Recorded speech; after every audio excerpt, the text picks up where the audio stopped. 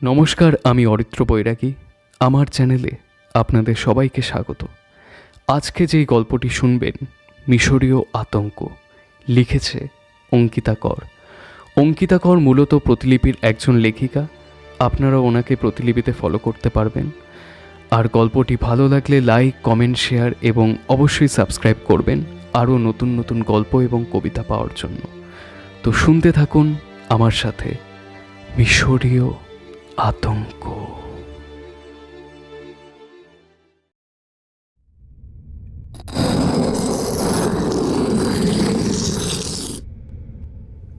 খড়খড় শব্দে পাথরের দেয়ালটা সরে গেল।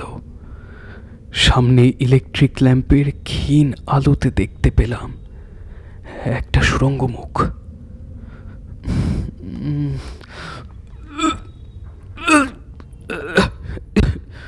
অনেক দিনের বদ্ধ খড়ের ভ্যাপসা গন্ধ পেলাম, গাটা কুলিয়ে উঠল। অ্যান্ডারসন দেখলাম কোনো কিছুর তোয়াক্কা না করেই ল্যাম্পটা ধরে ধীরে ধীরে প্রবেশ করলো ঘরে। লক্ষ্য করলাম তার ডান হাতের আঙুলগুলো চেপে বসেছে রিভলভারটার ওপর। আমরা এখন রয়েছি বালি থেকে প্রায় 10 ফুট নিচে, মিশরে বালির নিচে হারিয়ে যাওয়া এক প্রাচীন পিরামিডের মধ্যে। আমরা বলতে আমি বিলাস অধিকারী, আমার প্রফেসর ডক্টর অ্যান্ডারসন, আমাদের দালাল আব্দুল এবং 2 জন মিশরীয় কুলি।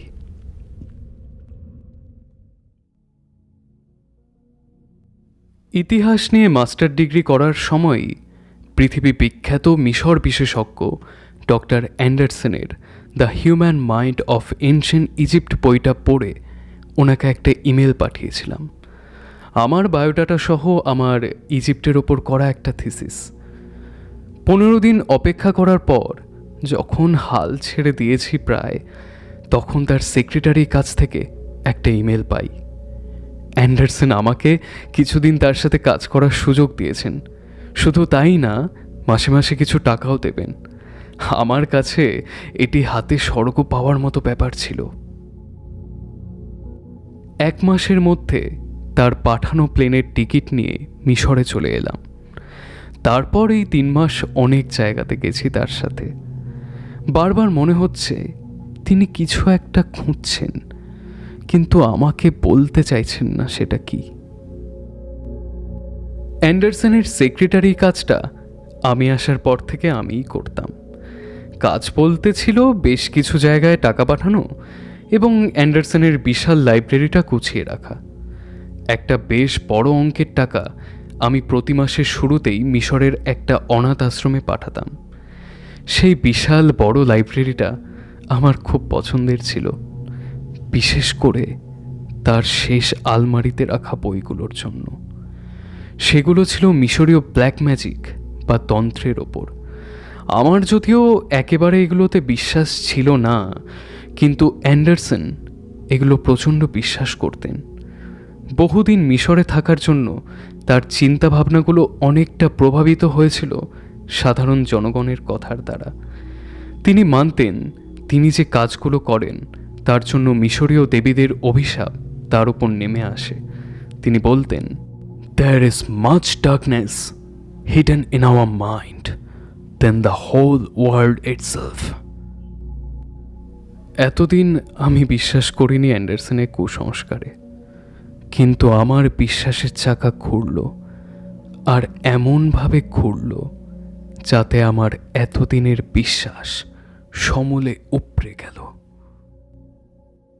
গতকাল বিকেলে আব্দুল খুব উত্তেজিত মুখ নিয়ে তার তাঁবুর মধ্যে থেকে যখন বেরোলো, তখন হঠাৎ করেই অ্যান্ডারসন বিলাস বিলাস বলে আমাকে চিৎকার করে ডাকলেন। আমি অ্যান্ডারসনের সাথে কায়রো শহর থেকে একটু দূরে তাঁবু খাটিয়ে রয়েছি। শহরের কোলাহল একদম সহ্য করতে পারেন না অ্যান্ডারসন। তাঁবুর মধ্যে ঢুকতেই দেখি অ্যান্ডারসন কাগজপত্র গোছাচ্ছে।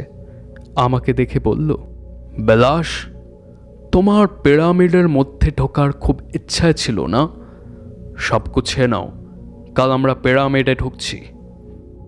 তারপর আমাকে আর কিছু জিজ্ঞেস করতে না দিয়েই বেরিয়ে যাওয়ার ইশারা করলেন। তাঁবুর বাইরে বেরিয়ে দেখলাম চাঁদের আলোয় ভেসে যাচ্ছে চারিদিক। মনে পড়ল কাল তো পূর্ণিমা। উত্তেজনা আর জিনিস গোছাতে গোছাতে কিভাবে যে সারাদিন কেটে গেল জানি না। সেদিন রাত্রে কি যেন হলো, পরের দিনের এক নতুন জগৎকে জানার আগ্রহ আমাকে ঘুমোতে দিচ্ছিল না। অ্যান্ডারসন প্রচুর অর্থের মালিক। স্ত্রীর মারা যাওয়ার পর থেকে 20 বছর উনি মিশরেই রয়ে গেছেন। অ্যান্ডারসন দান করতে বেশ ভালোবাসতেন। প্রতি মাসের শুরুতেই একটা বিশাল অঙ্কের টাকা অ্যান্ডারসনের হয়ে আমি মিশরের এক অনাথ আশ্রমে পাঠিয়ে দিতাম। লোকটা একটু পাগলাটে হলেও আমার বেশ ভালোই লাগতো। সেদিন রাত্রে প্রচণ্ড উত্তেজনাতে ঘুমোতে না পেরে তাঁবুর বাইরে এলাম। দেখলাম অ্যান্ডারসন হাতে মদের গ্লাস নিয়ে বসে রয়েছে তাঁবুর বাইরে। আমাকে দেখে ডাকলেন নিজের পাশে বসার জন্য। আমি গিয়ে দেখলাম অ্যান্ডারসনের যথেষ্ট নেশা হয়েছে। আমাকে বললেন,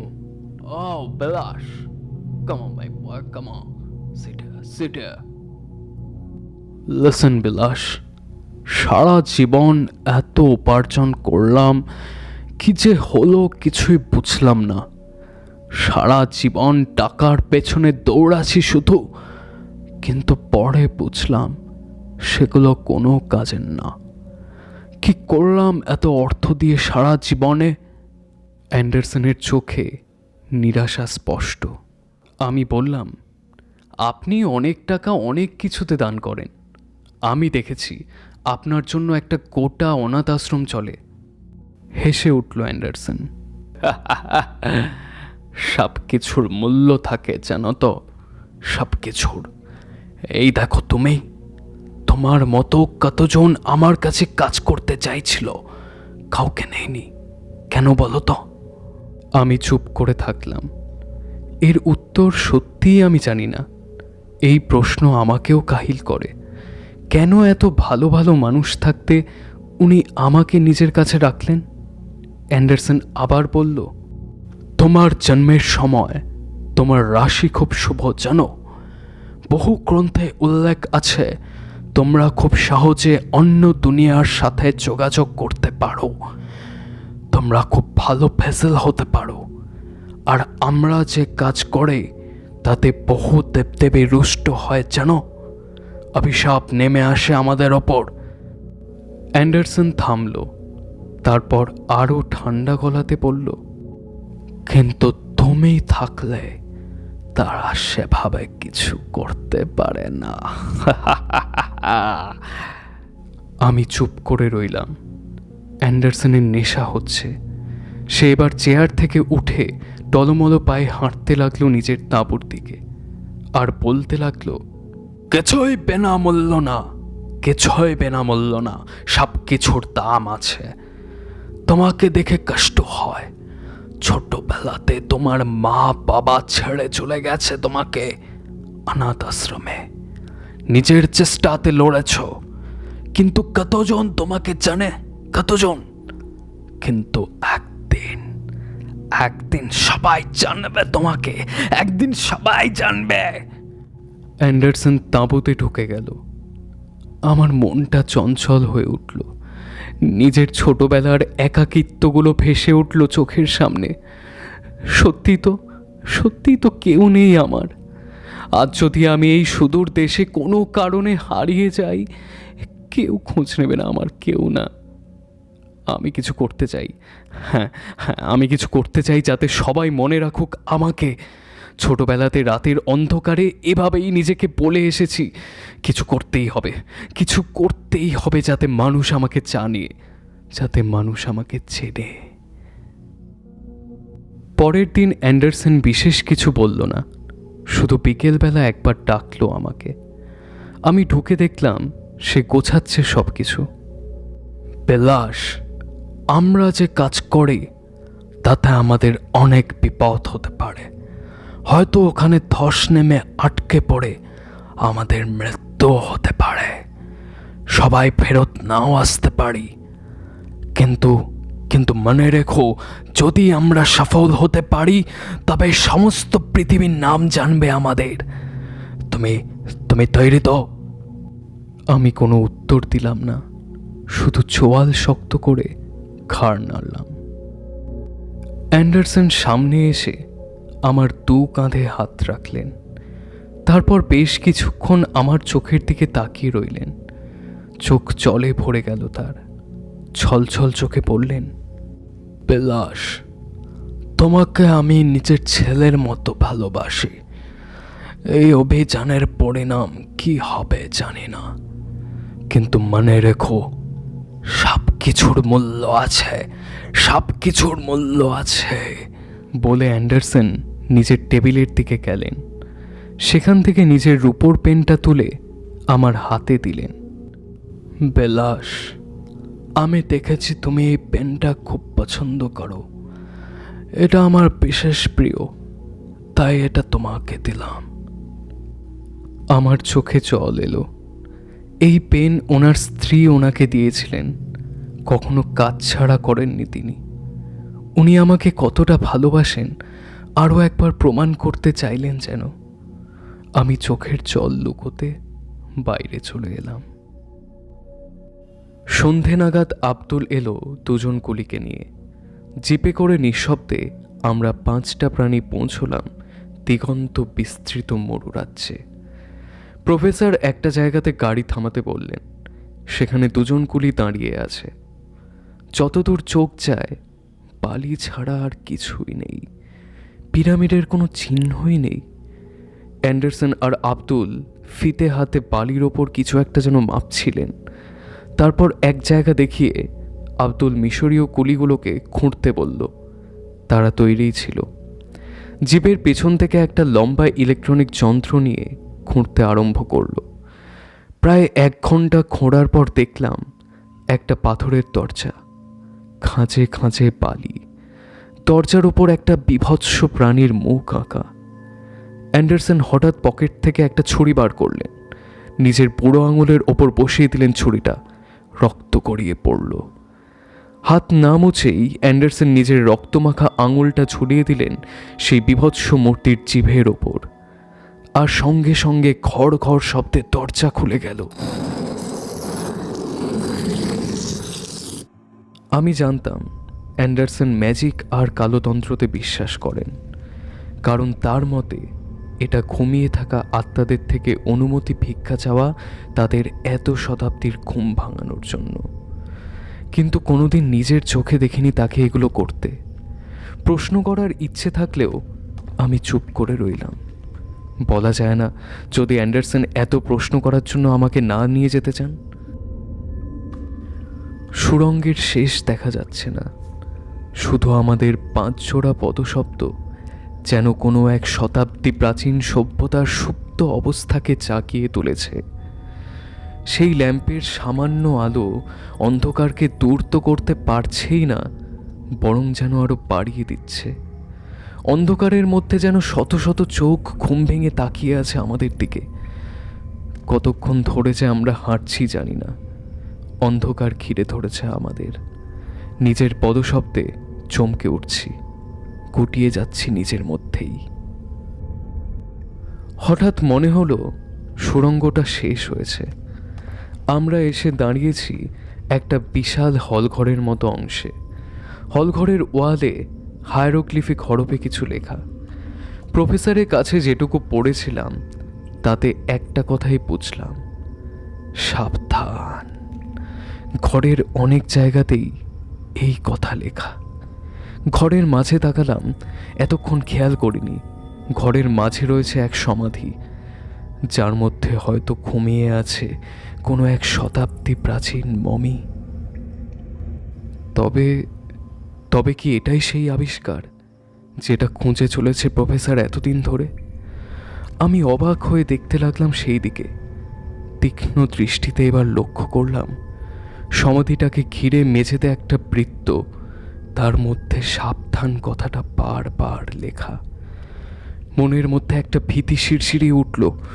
অনুভবে মনে হলো আর 5টা পিরামিডের থেকে এটা আলাদা।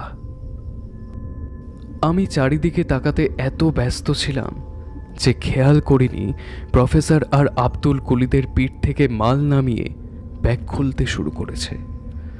প্রফেসর খুব সাবধানে ব্যাগ থেকে একটা কাঠের বাক্স বের করে আনলেন। তারপর তার ভেতর থেকে সাবধানে বার করলেন একটা বহু পুরনো পাণ্ডুলিপি, হায়ারোগ্লিফিক অক্ষরে লেখা এক রচনা। আমি উত্তেজনাতে এগিয়ে গেলাম প্রফেসরের কাছে। প্রফেসর হঠাৎ নিজের পোশাক খুলতে শুরু করলেন। আমি বাধা দিতে গেলাম, কিন্তু প্রফেসর মুখে আঙুল দেখিয়ে আমাকে চুপ করতে বললেন। আব্দুল এবার ব্যাগ থেকে একটা নীল তরলের বোতল প্রফেসরের দিকে এগিয়ে দিলেন। বোতলে মুখ লাগিয়ে সেটুকু গলায় ঢেলে দিলেন প্রফেসর। তারপর এগিয়ে গেলেন বৃত্তের দিকে, ঘরের মাঝ বরাবর। দেখলাম খুব সতর্কতার সঙ্গে বৃত্তের ওপর পা রাখলেন, আর সঙ্গে সঙ্গে সমস্ত বৃত্তটাই একটা নীল আলো জ্বলে উঠল। প্রফেসরের মুখ হাসিতে ভরে উঠল। I got it! প্রফেসর আব্দুলের দিকে তাকিয়ে চোখের পলক ফেললেন। সঙ্গে সঙ্গে অবাক হয়ে দেখলাম কুলি দুজন আমার দু হাত দুদিক দিয়ে চেপে ধরল। আমি এতটাই আশ্চর্য হয়েছিলাম যে কিছু সাড়া করতে পারিনি। তারপর ঝটকা মেরে হাত সরাতে গেলাম ওদের, কিন্তু দেখলাম যে কুলিগুলো আমাকে খুব শক্ত করে ধরেছে। আমি এবার প্রচণ্ড রাগে চিৎকার করে উঠলাম, কি কি হচ্ছেটা কি এসব? হ্যাঁ, কি হচ্ছে? প্রফেসর জ্বলন্ত চক্ষুতে আমার দিকে ঘুরে দাঁড়ালেন। তারপর আমার সামনে এসে আমার দুগালে হাত রাখলেন। বেলাস, মিশরীয়দের দেবদেবীদের মধ্যে আমার কাকে সব থেকে ভালো লাগে জানো? দেবতা আনুবিসকে। আমি তার মাঝখানেই বলে উঠলাম, স্যার কি হচ্ছেটা কি এসব? আমি তো কিছু করিনি। বলতে বলতেই মাথার মধ্যে চিরিক করে উঠল বলিদান। অ্যানুবিসকে তৃপ্ত করতে মিশরে বলিদানের প্রচলন ছিল। কেটে কেটে আমি বললাম, আমাকে নিয়ে এবার কি করতে চান আপনি? আমার কথার পরিবর্তনে অ্যান্ডারসন চমকে ঘুরে তাকালো। তারপর হাসতে হাসতে এগিয়ে এসে বলল, বুঝে গেছ? এর মধ্যেই বুঝে গেলে? তোমাকে এই জন্য আমি এত ভালোবাসি বিলাস। তোমার মতো বুদ্ধিমান সহকারী আমি কখনো পাইনি, কখনো না। তোমাকে খুব ভালোবাসি, কিন্তু কি করবো বলো? আমি যে নিরুপায়। আমি চুপ করে চারিদিকে তাকালাম। না, এদের হাত থেকে নিজেকে ছাড়িয়ে নিতে পারবো না আমি। যখন এখান থেকে বেরোনো মুশকিল, তখন অন্তত শুনে দেখি এরা কি বলছে। অন্তত বিপদটা কত বড় তা আন্দাজ করা যাবে। হিস হিস গলাতে বললেন প্রফেসর, তোমাকে এতদিন আমার কাছে রেখেছি কেন জানো? তুমি কি ভাবতে তোমার জ্ঞানের জন্য? না, তোমার সপ্তপদী পূর্ণিমার রাত 12:30 জন্ম। তুমি তুলা রাশি। তোমার নামের প্রথম শব্দ প। পুঁথি অনুসারে এই মামিকে জাগ্রত করার জন্য তোমার রক্তের খুব প্রয়োজন। আমি থমকে গেলাম। আমি যদিও এরকম কিছু শুনবো আশা করেছিলাম, কিন্তু বিশ্বাস করতে পারছিলাম না। এই সামনে দাঁড়ানো মানুষটাকে আমি চিনতে পারছি না। এই কি সেই যে আমাকে সন্তানের মতো ভালোবাসে? লোভ আর পৃথিবীর কাছে নিজেকে প্রমাণ করার জন্য মানুষ এতটা পরিবর্তিত হতে পারে? এই প্রফেসর সেই প্রফেসর না। না না না, আমাকে এখান থেকে বেরোতেই হবে। যেভাবেই হোক আমাকে বেরোতেই হবে। আমাকে বাঁচতেই হবে। মনের সব শিরা উপশিরা একসাথে বলে ওঠে, বেঁচে বেরোতেই হবে। বাঁচবো আমি বাঁচবই। আব্দুল এগিয়ে আসছে আমার দিকে। প্রফেসর ততক্ষণে সমাধির পাশে দাঁড়িয়ে গেছে। তার মেদবহুল নগ্নদেহের ওপর থেকে গড়িয়ে নামছে ঘাম। আমি বিশ্বাস করতে পারছিলাম না এটা সত্যি ডক্টর অ্যান্ডারসন, আমার আদর্শ আর পৃথিবীর এত নামী এক পণ্ডিত ব্যক্তি। আমাকে শক্ত করে পেছন থেকে ধরে আছে কুলি দুজন। প্রফেসর আমার হাতটা টেনে নিল, মমিটার বুকের ওপর হাতটা রেখে ছুরিটা সমূলে বিঁধিয়ে দিলেন আমার হাতে। গলা ছিঁড়ে বেরোলো আর্তনাদ।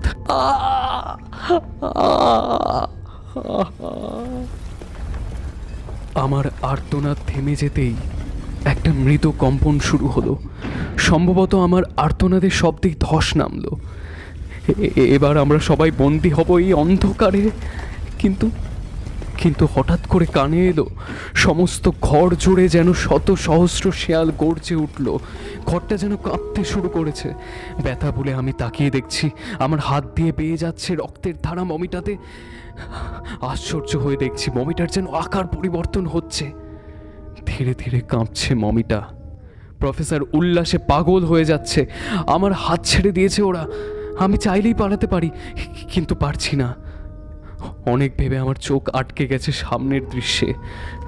আব্দুল আর অন্য কুলিরা মাটির ওপর নামাজ পড়ার ভঙ্গিতে বসে কি যেন প্রার্থনা করছে এক মনে।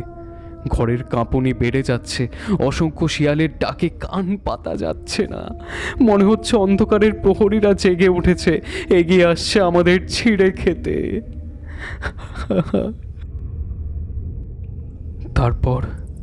তারপর হঠাৎ করে সব থেমে গেল। নিস্তব্ধ হয়ে পরিবেশ এতক্ষণের শত শব্দের থেকেও বেশিভাবে মনকে বিদ্ধ করতে চাইছে। সমস্ত পরিবেশটা থম মেরে আছে, যেন বাতাসে কোনো এক অশনির আগমনের সংকেত। হঠাৎ করে আমাদের সমস্ত আলো একসাথে নিভে গেল। একটা হাড় হিম করা গর্জনে কেঁপে উঠল সমস্ত ঘরটা। আমি কিছু একটার ধাক্কাতে প্রচণ্ড জোরে ছিটকে পড়লাম মাটিতে। অন্ধকারে শুয়ে চারিদিকে হাতড়ে উঠে দাঁড়ালাম, আর সঙ্গে সঙ্গেই প্রফেসরের প্রচণ্ড আর্তচিৎকারে চারিদিক কেঁপে উঠল। আলোটা হঠাৎ করে জ্বলে উঠল। দেখলাম প্রফেসর শুয়ে আছে মেঝেতে। আব্দুল প্রফেসরকে এক কাঁধে ভর দিয়ে তোলার চেষ্টা করছে। প্রফেসরের কাঁধে এক বিশাল ক্ষত। প্রফেসর এবার বলে উঠল, প্রথম প্ল্যান কাজ করছে না, পরের প্ল্যানের জন্য তৈরি হও। কথার সাথে সাথেই কুলি দুজন ব্যাগ থেকে বের করলো আশ্চর্য রকম একটা জিনিস। প্রফেসরকে কাঁধে ভর দিয়ে কুলিগুলোর কাছে নিয়ে আসছে আব্দুল। কুলি দুজনের হাতে উঠে এসেছে অদ্ভুত রকমের দুটি রিভলভার। ল্যাম্পের আলোতে তার রূপোর বাঁটাটা জল করছে।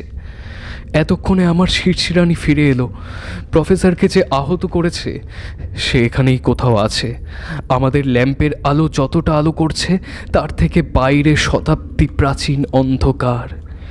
ঘাতক লুকিয়ে আছে সেখানেই, আমাদের লক্ষ্য করছে, অপেক্ষা করছে আমরা কখন একটু অসাবধান হব। ভাবতেই প্রচণ্ড ভয়ে কেঁপে উঠলাম।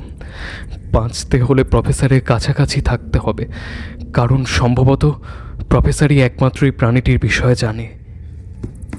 তাড়াতাড়ি এগিয়ে যেতে লাগলাম কুলিগুলোর দিকে। ঘরের মাঝ বরাবর কুলিগুলো দাঁড়িয়ে চারিদিকে তীক্ষ্ণ নজর রাখছে। আমি ছিটকে পড়েছিলাম ঘরের অন্য দিকে। ততক্ষণে দেখি আব্দুল প্রফেসরকে ধরে আনছে। হঠাৎ দেখলাম ওদের পেছন দিকে দুটো সবুজ চোখের মণি জল করে উঠল। ভয় পেয়ে চিৎকার করে উঠতেই কুলিরা পেছন ঘুরে গুলি চালিয়ে দিল।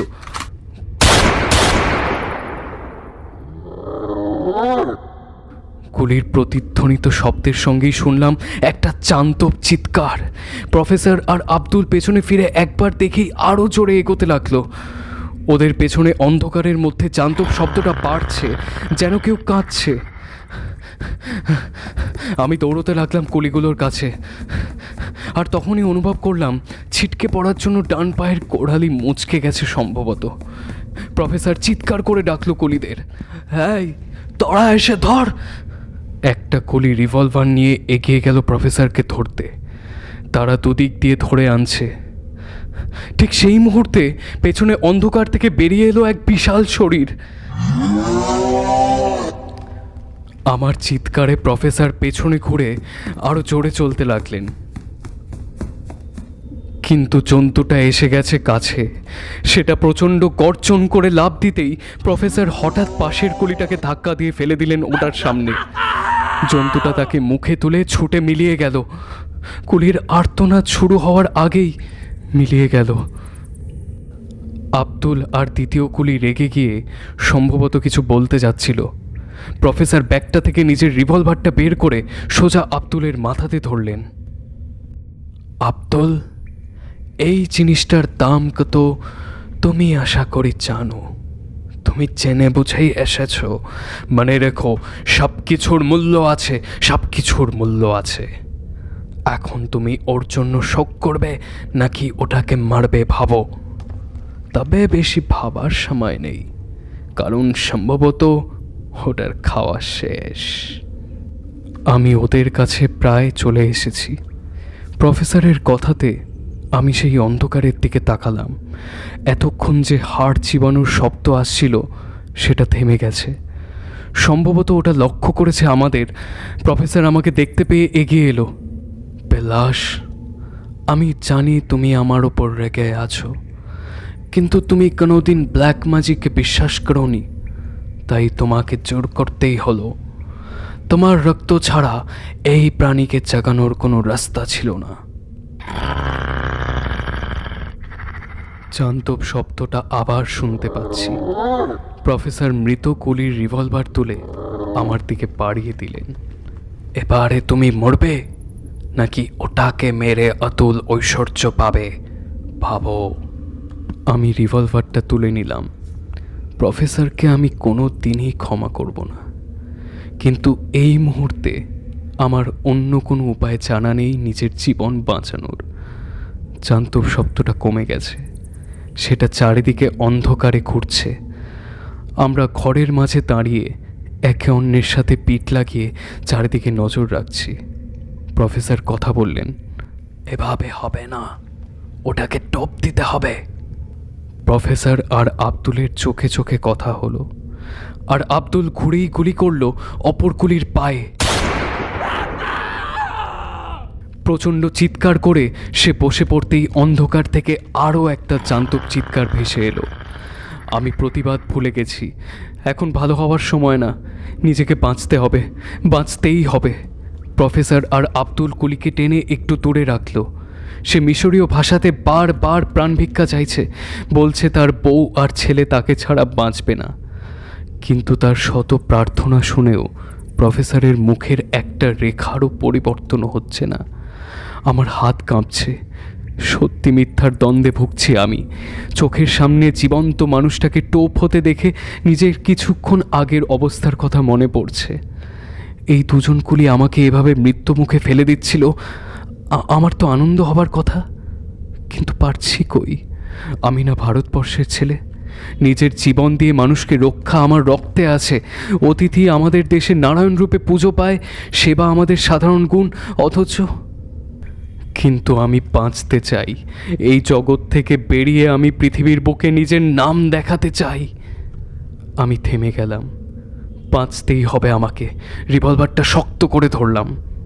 কুলিটা পা টেনে ওঠার চেষ্টা করছে, আর আমরা গোল হয়ে চারিদিকে দেখছি।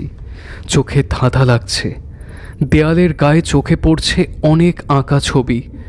এতক্ষণ দেখিনি কেন কে জানে। কোনোটাতে একটা নেকড়ে মতো জন্তুর সামনে মাথা ঝুঁকিয়ে পুজো করছে কেউ, কোনোটাতে তার সামনে বলি দিচ্ছে মানুষকে।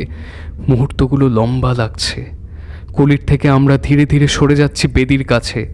ওর রক্তের গন্ধ পাগল করে দিচ্ছে প্রাণীটাকে, কিন্তু সম্ভবত ওটা বুঝতে পেরেছে আমাদের হাতে জিনিসটার ক্ষমতা। তাই ওটা নজর করছে, অপেক্ষা করছে শিকার ধরার। সময় যেন থমকে গেছে। আমরা প্রায় বেদির কাছে চলে এসেছি। ঠিক এই মুহূর্তে একটা ছায়া অন্ধকার থেকে তড়িৎ গতিতে লাফিয়ে উঠল।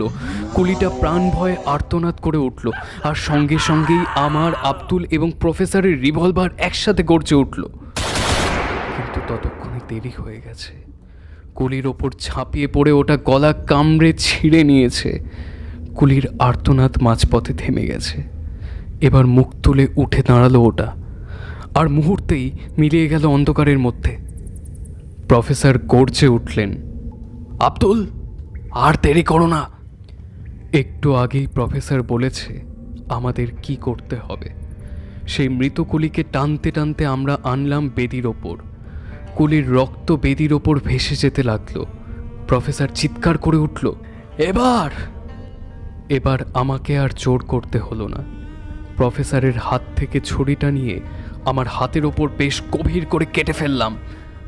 আমার রক্তগুলির রক্তের সাথে মিশে যাচ্ছে।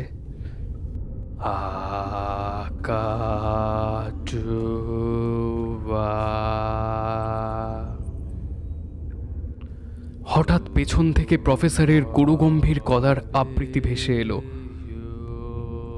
এই শব্দগুলোর সাথে আমি পরিচিত। মিশরীয় ভাষায় তিনি ডেকে চলেছেন অ্যানুবিসকে, প্রার্থনা করছেন তিনি যেন বলি নেন আর প্রফেসরকে দেন তার অলৌকিক ক্ষমতার কিছু অংশ।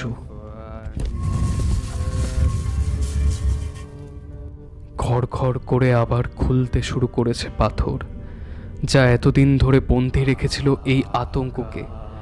আমার রক্ত দিয়ে যাকে প্রথমবার খুলে এই আতঙ্ক মুক্তি দিয়েছিলাম আমরা। কিন্তু হঠাৎ দেখলাম আমার সামনে অন্ধকারে দুটো আলোর বিন্দু জ্বলে উঠল। এতক্ষণ দেখছিলাম ঘরের কোণার চোখ দুটো স্তব্ধ হয়েছিল। হঠাৎ দেখলাম তার চোখের রং পরিবর্তন হচ্ছে, সবুজ রঙের জায়গা নিচ্ছে রক্তবর্ণ লাল। শতাব্দী প্রাচীন এক নারকীয় চোখের মধ্যে দেখি জমে উঠেছে জিঘাংসা। এগিয়ে আসছে সেটি। আমি মৃত্যুর মুখে দাঁড়িয়েও চোখ সরাতে পারছি না সেই চোখ থেকে। আমার চারপাশে পড়া আলোর ক্ষীণ অংশের মধ্যে একটা অবয়ব স্পষ্ট হচ্ছে আস্তে আস্তে। মানুষের মতো দেখতে, কিন্তু এই প্রাণীটিকে মানুষ বলা যাবে না। সমস্ত দেহ ঘন কালো রোমে ভর্তি, সূচলো মুখ, শেয়ালের মতো কান, রক্তবর্ণ দুটি লাল চোখ। হঠাৎ প্রাণীটি ওপরের দিকে মুখ তুলে একটা অদ্ভুত আওয়াজ করল, তারপর এগিয়ে এলো আমাদের সামনে। আমি মৃত্যুকে সামনে দেখেও ভয় পেতে ভুলে গেছি। আসলে ভয়ের সীমা ছাড়িয়ে গেলে মানুষ বোধহয় ভয় পেতে ভুলে যায়। জন্তুটা একবারে আমার কাছে চলে এসেছে, সেটা ছুটে আসছে না, যেন ওটা আমাকে লক্ষ্য করছে। আমি নিজেকে বোঝাচ্ছি নড়া যাবে না। বেদির ডালা খুলে গেছে, ভেতরে গভীর অভেদ্য অন্ধকার। ওটা এগিয়ে এসেছে, মৃত্যু সামনে দেখেও আমি চুপ করে দাঁড়িয়ে আছি। আমি জানি আমার একটা সিদ্ধান্তের ওপর সব কিছু নির্ভর করছে। এক মুহূর্ত, দু মুহূর্ত, শরীর ভিজে গেছে ঘামে। ওটা থমকে দাঁড়ালো। প্রফেসরের থেকে চোখ সরিয়ে ওটা যেন আমার দিকে তাকালো। আমিও তাকিয়েছিলাম ওর দিকে। ওর চোখে অন্ধকারের বাইরেও যেন কিছু একটা দেখতে পাচ্ছিলাম, কিন্তু কি জানি না। এবার ওটা আমার দিকে লাফানোর জন্য তৈরি হলো। হঠাৎ সে লাফিয়ে উঠল আর আমি সঙ্গে সঙ্গে বন্দুকের ট্রিগারটা টিপে দিলাম। ওটা শূন্য থেকে পড়ে গেল বেদিটার অন্ধকারে। প্রফেসর বলে উঠল, দেরি করো না, হাত লাগাও, হাত লাগাও। প্রফেসরের কথা শেষ হতে না হতেই আমি, আব্দুল আর প্রফেসর পাথরটা ঠেলে গর্তের মুখ বন্ধ করলাম। আব্দুল সব গুছিয়ে নিচ্ছে। আমি দেখলাম বুকের কাছে খুব জ্বালা করছে। জামাটা একটু সরিয়ে দেখলাম কখন জানি না ওটা আমার বুকের কাছে কামড়ে ধরেছিল। এতক্ষণ বুঝিনি। উত্তেজনা এতটাই বেশি ছিল, ভেবেছিলাম ঘাম ঝরছে। প্রফেসর এগিয়ে কাঁধে হাত রাখলো আমার। আমি সঙ্গে সঙ্গে ঘুরে দাঁড়ালাম। বেলাস, তোমার কাছে আমার ক্ষমা চাওয়ার আছে। তুমি আজকে আমার জীবন বাঁচিয়ে প্রমাণ করে দিয়েছ তুমি সত্যি আমার ছেলে। আসলে তোমাকে ছাড়া আমি এটা করতে পারতাম না, কিন্তু তুমি ব্ল্যাক ম্যাজিক একেবারে বিশ্বাস করো না। আমি বাধ্য হয়েছিলাম। আপনাকে আমি কোনোদিনই ক্ষমা করতে পারবো না, কিন্তু আমি এটাও ভুলতে পারি না আজ আপনার জন্য আমাকে পৃথিবী চিনে নেবে। তাই আপনাকে ক্ষমা করলাম। কিন্তু প্রফেসর, এরপর যদি কিছু হয় আমাকে প্লিজ অন্ধকারে রাখবেন না। আমি এখন থেকে বিশ্বাস করব ব্ল্যাক ম্যাজিক বলে সত্যিই কিছু আছে, কিন্তু আমাকে এবার বলবেন এই প্রাণীটা আসলে কি? অ্যান্ডারসন আব্দুলের কাছ থেকে সেই বইটা নিয়ে আসলো। বড় মমতার সাথে হাত বোলাতে বোলাতে বলল, আমার স্ত্রীর শরীরে বইত প্রাচীন কোনো মিশরীয় রাজার রক্ত। ব্ল্যাক ম্যাজিকের ওপর অগাধ বিশ্বাস ছিল তার। আমার সাথে এ নিয়ে যে কতবার কত ঝামেলা হতো তা বলা মুশকিল। আমি জানতাম আমার স্ত্রীর কাছে কিছু একটা জিনিস আছে যা বংশ পরম্পরায় তাদের কাছে রয়েছে, কিন্তু স্ত্রী কিছুতেই বলতো না কোথায় লুকিয়ে রাখতো সেই বইটা। সে বলতো তার কোনো পূর্বপুরুষ নাকি মিশরীয় এক ফারাও ছিল। তার এক মন্ত্রী নিজের বুদ্ধিমত্তার জন্য ফারাওয়ের অত্যন্ত প্রিয় ছিল, কিন্তু সেটা রাজ্যের বাকি সভাসদ মেনে নিতে পারেনি। তারা পাশের রাজ্যের রাজার সঙ্গে সন্ধি করে, কিন্তু যতদিন সে মন্ত্রী ছিল তার বুদ্ধিমত্তার জন্য ফারাওকে রাজত্ব থেকে সরানো মুশকিল ছিল। তাই তারা প্রথমেই তাকে সরানোর কথা ভাবে। প্ল্যান মাফিক মন্ত্রীর সিল চুরি করে একটা কাগজ লিখে ফারাওয়ের সৈনিকদের হাতে যাতে ধরা পড়ে এরকম এলাকা দিয়ে একটা চোরকে পাঠানো হয়। পরিকল্পনা মাফিক সেই চোরটা ধরা পড়ে। ফারাও চিঠিটা থেকে জানতে পারেন তার মন্ত্রী তার সাথে বিশ্বাসঘাতকতা করছে, অথচ মন্ত্রী সে ব্যাপারে কিছুই জানতে পারে না। তিনি নির্দেশ দেন মন্ত্রীকে গোপনে হত্যা করার জন্য। এদিকে মন্ত্রী নিজের কিছু বিশ্বস্ত চরের মুখে খবর পান কিভাবে তাকে ফাঁসানো হয়েছে, কিন্তু তিনি এও বোঝেন এখন ফারাও তার কথা বিশ্বাস করবে না। তিনি জীবন বাঁচাতে বাধ্য হন। তিনি লুকিয়ে থাকেন, কিন্তু মানুষ ভাবে এক আর হয় আর এক। মন্ত্রীর খোঁজ না পেয়ে সেনানায়কের ধারণা হয় পরিবারের লোকজন জানে মন্ত্রী কোথায় লুকিয়েছে। সে প্রচণ্ড অত্যাচার করে তাদের মুখ থেকে কথা বের করার জন্য শেষে কিছু জানতে না পেরে হত্যা করে মন্ত্রীর পুরো পরিবারকে। মন্ত্রী যতক্ষণে সব জানে ততক্ষণে সব শেষ। বদলার আগুনে চলে ওঠে সে, বাধ্য হয়ে তুলে নেয় অন্ধকারের সাহায্য। নিজের আত্মার বিনিময় সন্ধি করে দেবতা আনুবিসের সাথে। আনুবিসের থেকে শক্তি পাওয়ার পর প্রচণ্ড রেগে সে ধ্বংস করে রাজা আর তার সভাসদদের। কিন্তু প্রচণ্ড হত্যা লীলার পরিণাম তাকে যেন পাশব থেকে আবার মানুষে ফিরিয়ে আনে। প্রচণ্ড রক্তের নদীর সামনে বসে সে বোঝে এই শক্তির কি ক্ষমতা। আনুবিসের কাছে মুক্তি চায় সে এই অভিশাপ থেকে, কিন্তু আনুবিস মুক্তি দিতে অস্বীকার করে। কিন্তু একটা রাস্তা বলে দেয় তার এই মধ্যের পশুকে আটকানোর। বলে তার সব থেকে প্রিয় মানুষের কোনো ধারালো জিনিস দিয়ে নিজের বুকের ভেতর গেঁথে দিলে সামরিকভাবে ঘুমিয়ে যাবে সেই প্রাণীটি। পরবর্তীতে যদি কেউ নিজের রক্ত দিয়ে একে জাগায় এবং একে পরাস্ত করে তবে তার মুক্তি ঘটবে আর নতুন মানুষটা পাবে তার শক্তি আর একই সাথে অভিশাপ। মন্ত্রী নিজের মেয়ের রূপোর চুল বাঁধা কাটা এনে নিজের বুকে বিদ্ধ করে শুয়ে যায় এই বেদিতে। কিন্তু সময় বদলায়। রাজার একমাত্র মেয়ের বিয়ে হয়েছিল অনেক দূরে। নিজের পরিবারের এই ভয়ঙ্কর কথা জানার পর সে যখন এসে পৌঁছায় নিজের রাজ্যে তখন সব শেষ। কেউ জানে না মন্ত্রীরূপী সেই প্রাণীটা গেল কোথায়। নিজের জীবনের বেশিরভাগ সময় মন্ত্রীর কফিনের খোঁজ করার পর জীবনের শেষ সময় রাজকুমারী খুঁজে পায় সেই কফিন। লোক ডেকে তার সমস্ত রাস্তা বন্ধ করে। তার দেওয়ালে দেওয়ালে সে খোদাই করে মানুষকে সতর্ক করার বিভিন্ন ছবি আর সাবধান লেখা সতর্কবাণী। সময় চায়, বালির ঝড়ে তারপর ঠেকে দেয় এখানে আসার পথ।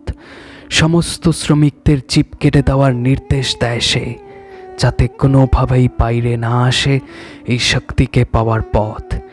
নিজের কাছে একটা পাণ্ডুলিপি বানিয়ে সে সংরক্ষণ করে, যেটা নির্দেশ করে এখানে আসার পথ, আর পুরুষানুক্রমে সেটা পরবর্তী প্রজন্ম পায়। লুকিয়ে রাখে তারা এই শক্তিকে। কিন্তু আমার স্ত্রীর মৃত্যু অনেক কম বয়সে হয়। আমি নিঃসন্তান ছিলাম, তাই মৃত্যুর আগে সে প্রতিজ্ঞা করিয়ে নেয় সে যদি না বাঁচে আমি যেন বইটা পুড়িয়ে দিই।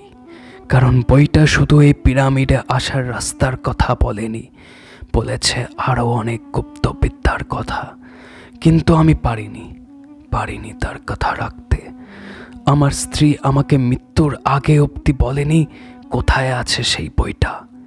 তার মৃত্যুর পর প্রচণ্ড শোকে আমি যখন স্তব্ধ, তখন আমি বইটার সন্ধান পেয়েছিলাম। আমার স্ত্রীর জামার আলমারির পেছনে একটা লুকোনো বাক্সে বইটা আমি পাই। কিছুই জানতাম না পিরামিডের ব্যাপারে, কিন্তু আমি জানতাম যদি সত্যি এই শক্তি পাই তাহলে পৃথিবী আমার হবে। যা চাইবো তাই পাবো, আমার ভালোবাসা, আমার স্ত্রীকে ফিরে পাবো। এত বছর ধরে আমি খুঁজে বেরিয়েছি এই পিরামিডে আসার রাস্তা, ভাষা শিখেছি, অথচ পাচ্ছিলাম না। কিছুদিন আগে আমি পেয়েছি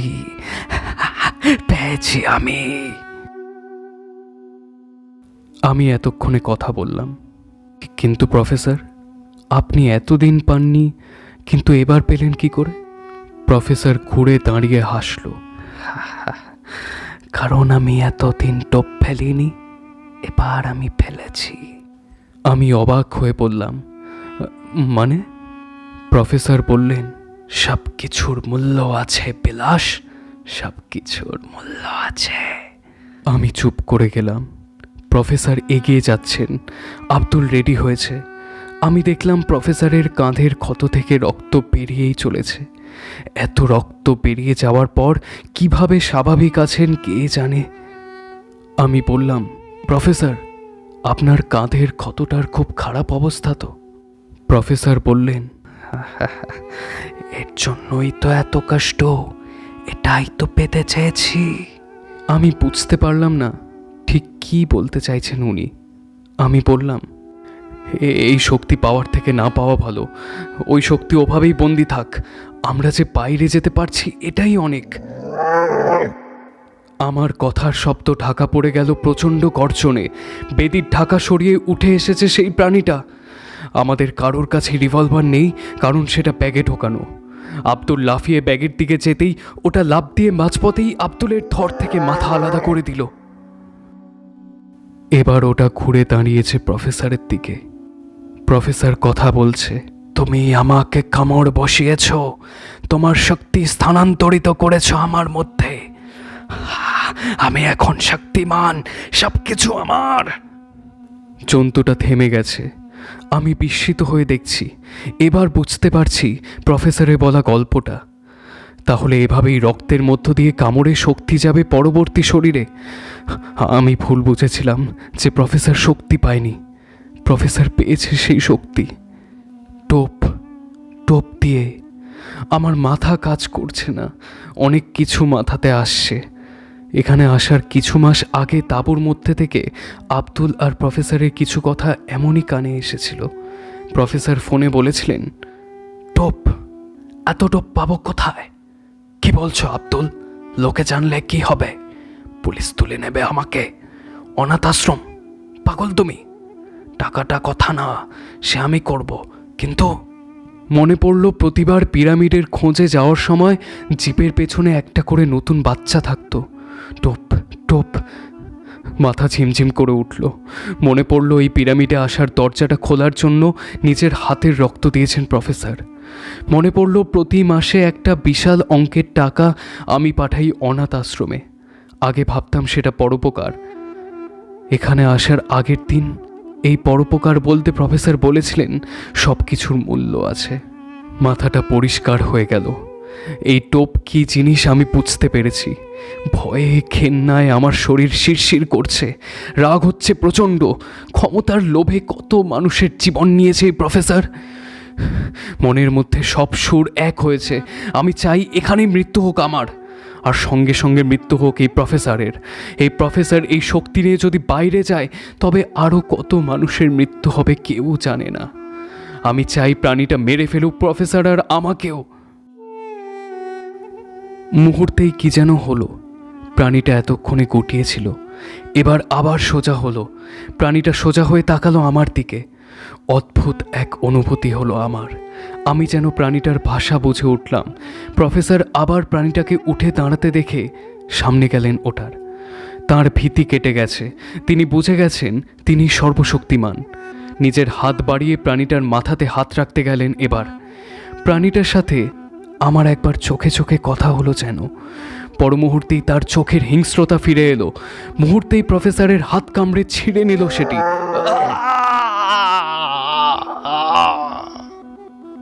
প্রফেসরের চিৎকার শেষ হতে না হতেই কামড়ে ধরল তার গলা।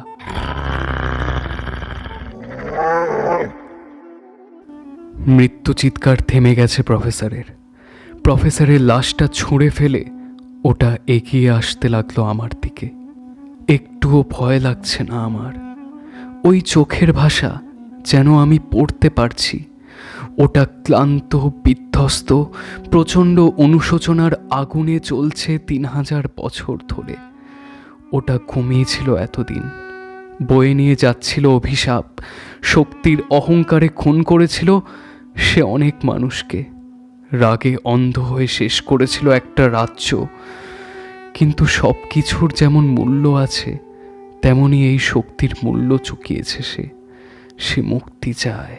সে চায় না তার এই শক্তি কোনোভাবেই যাক তারই মতো কোনো ভুল মানুষের হাতে। প্রফেসর এই শক্তি পেতে রক্তপাত ঘটিয়েছে কত ছোট ছোট প্রাণের। সে চায় না এই শক্তি পেয়ে মৃত্যু হোক আরও অনেক প্রাণের। সে বেঁচে ওঠার পর সবার দেহে কামড় বসিয়ে বুঝতে চাইছিল তার শক্তি পাওয়ার কেউ যোগ্য কিনা। কারণ অ্যানুবিসের শর্ত অনুসারে যে তাকে জাগাবে তাকেই শক্তি দিতে হবে। যে মুহূর্তে আমি নিজের আগে আরও মানুষকে বাঁচানোর কথা চিন্তা করেছি, সে বুঝেছে আমি পারবো এই শক্তি রাখতে। আমি বুঝতে পারলাম যেন। পকেট হাতড়ে বের করলাম প্রফেসরের দেওয়া সেই পেনটা। জন্তুটা এগিয়ে আসছে আমার কাছে। চোখে শতাব্দী প্রাচীন ক্লান্তি নিয়ে ওটা এসে দাঁড়িয়েছে আমার সামনে। আমার চোখ দিয়ে জল গড়িয়ে পড়ল হঠাৎ। আমি দুহাতে জোরে পেনটা বসিয়ে দিলাম তার বুকে। সেটা কিছুই করল না, কোনো শব্দও না, শুধু তার চোখ দুটো বলছিল অনেক কথা। ধীরে ধীরে সেই চোখের দৃষ্টিও থেমে গেল। সেই চোখ দুটো স্তব্ধ হতেই আমার সারা শরীর যেন শিউরে উঠল। প্রচণ্ড শক্তির একটা ঢেউ সারা শরীর দিয়ে বয়ে গেল। আমি অনুভব করলাম আমি যেন সর্বশক্তিমান। আমি বাঁচতে পারবো, আমি পৃথিবীকে নিজের মুঠোতে রাখতে পারবো। অনাথ হওয়ার জন্য অনেক কথা শুনেছি, বদলা নেব আমি সেই সব অপমানের। কিন্তু পেনটার দিকে চোখ গেল। প্রফেসরের স্ত্রী তার মৃত্যুর আগে প্রফেসরকে পেনটা দেয়। তাহলে কি তিনি কোনো কারণে আন্দাজ করেছিলেন প্রফেসর এই বইটা ব্যবহার করবে? তাই নিজের প্রিয় জিনিস দিয়ে গিয়েছিলেন তার হাতে, যাতে প্রফেসর আবার ঘুম পাড়িয়ে দিতে পারে এই আতঙ্ককে। মনে পড়ল মন্ত্রীর গল্প। বদলার আগুনে সে কিভাবে এত বছর বয়ে নিয়ে চলেছিল এই অভিশাপ। এই শক্তি অভিশপ্ত, একে ঘুম পাড়াতেই হবে। একটা কথা বড় সত্যি ছিল, সব কিছুর মূল্য আছে। সিদ্ধান্তটা নিতে সময় লাগলো না। সুড়ঙ্গের রাস্তার দিকে একবার তাকিয়েই এগিয়ে গেলাম বেদির দিকে। কেউ জানবে না এই অন্ধকারে শুয়ে আমি বাঁচিয়ে যাব অনেক প্রাণ। আমি তো বাঁচতে চাইছিলাম, এখনো চাই, কিন্তু আমার একার প্রাণ অনেকের প্রাণের কাছে খুবই কম মূল্যের। এই শক্তির জন্য আর কোনো রক্তের বন্যা বইতে দেব না আমি। আমার পায়ের নখগুলো হঠাৎ করে বড় হয়ে যাচ্ছে। আমি জানি আমার সাথে কি হতে চলেছে। সেই অসীম শক্তি আমার মধ্য দিয়ে বেরিয়ে আসছে। কিন্তু এই শক্তি যদি বাইরের পৃথিবীতে পৌঁছে যায়, না জানি কত নিরপরাধ মানুষকে খুন করবে। না না না, আর দেরি করা যাবে না। সমাধির মধ্যে শুয়ে টেনে দিলাম ডালা, তারপর পকেট থেকে সিলভার কলমটা বের করে বসিয়ে দিলাম বুকের মধ্যে।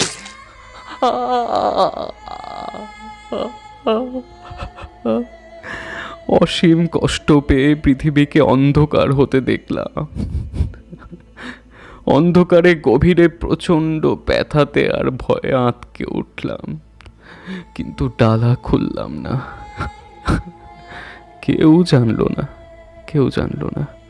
এক বাঙালি সন্তান সবার অগোচরে নিজের প্রাণের বলি দিয়ে বাঁচিয়ে গেল বহু মানুষের জীবন।